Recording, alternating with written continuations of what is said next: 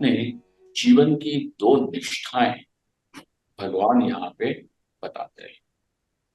और ये दोनों ही निष्ठाएं आध्यात्म जीवन की ही निष्ठाएं हैं। तो ऐसे भी प्रकार के लोग हैं कि जिन्हें अध्यात्म में कतई बिल्कुल ही कोई विशेष दिखता नहीं। अर्थात ऐसे भी लोग हैं कि जिनको मोक्ष ये पुरुषार्थ है यही नहीं दिखता।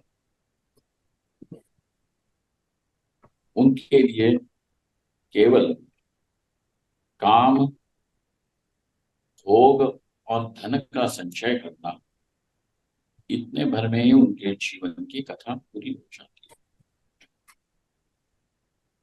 उन लोगों की तो हम चर्चा ही नहीं कर रहे हैं कि जो मोक्ष को पुरुषार्थ देख ही नहीं पा रहे।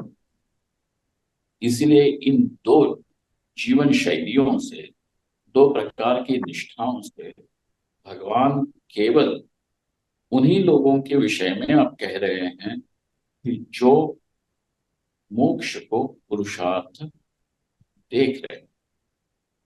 एक निष्ठा है योगियों की और एक निष्ठा है सांख्यों की। एक निष्ठा है कर्मयोग के अनुष्ठान की और एक निष्ठा होती है कर्म त्याग की। दोनों ही अध्यात्म के लिए है। कर्मयोग भी किया जाता है तो भगवान की प्राप्ति के लिए ही किया जाता है, और कर्म त्याग करके जो श्रवण मनन निध्यासन का जीवन है वो भी भगवत प्राप्ति के लिए ही होता है। तो ये दोनों बिल्कुल परस्पर विरुद्ध है। एक में कर्म का अनुष्ठान और एक में कर्म का त्याग। ये दोनों ही चीजें एक साथ कैसी हो सकती है? तो कहते हैं वो एक पुरुष के लिए नहीं है, दो अलग अलग व्यक्ति हैं, अथवा एक ही पुरुष अपने पहले जीवन काल में कर्मयोग का अनुष्ठान करके अपने चित्त को शुद्ध कर फिर सर्व कर्म परित्याग करके केवल श्रवण मनन निधिध्यासन कर समाधि में स्थित हो जाता है। वह संन्यास की प्रतिष्ठा है। इस प्रकार ये दो जीवन शैलियों को भगवान ने तृतीय अध्याय के आरंभ में ही कहा। लोकेस्मिन् विविधा निष्ठा पुरा प्रोक्ता मया ज्ञान योगेन सांख्यानां कर्म योगेन योगिनाम। तक ज्ञान योग से, ज्ञान योग अर्थात श्रवण मनन निधिध्यासन से सांख्यों की, सन्यासियों की निष्ठा है, और कर्म योग के द्वारा योगियों की निष्ठा बताई है। अब इसमें ये भी है, मया प्रोक्ता पुरा पुरा प्रोक्ता मया हे अनघ, हे निष्पाप अर्जुन।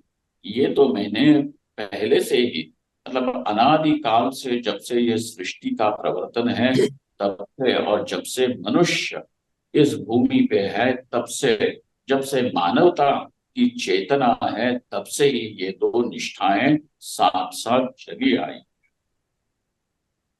भगवान यहाँ पे कहते हैं कि जो ज्ञान निष्ठा है, उस ज्ञान निष्ठा में रहने वाले को जिसने कर्म त्याग किया हुआ है वह कर्म त्यागी इसीलिए कर्म त्याग करता है क्योंकि उसको कर्म के द्वारा अब चाहे वो पुत्र हो, वित्त हो, स्वर्ग हो, ये कुछ भी हासिल करना नहीं है, परंतु और मोक्ष ही उसके लिए एकमेव पुरुषार्थ है। और वो मोक्ष तो अपना स्वरूप ही है जो केवल अज्ञान से ढका हुआ है।